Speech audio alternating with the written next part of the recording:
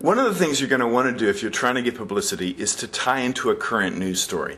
Remember that chapter in the book called The Feeding Frenzy? That essentially says if the media is already going crazy about something, just sell us what we're buying. Here's an example. This story comes from Kansas City, Missouri.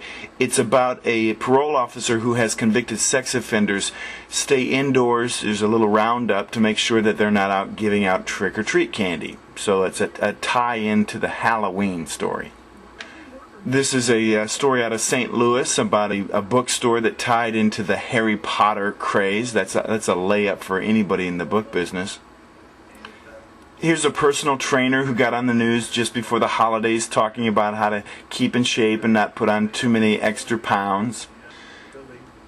Here's a story about a house painter who goes around and paints the American flag on the roofs of homes and businesses. I'd say that's a pretty good story coming up on the 4th of July, and not a bad ad for the house painter, huh?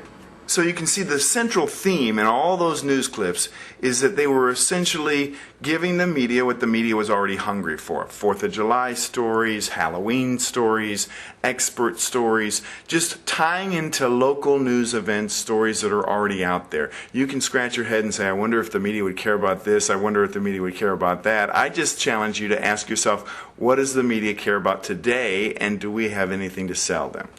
Hopefully there's somebody in your life that could use this video, so please pass it on, and I'll see you next week. Make it a global story. You're one phone call away from the New York Times and Good Morning America. Oh, everybody loved him.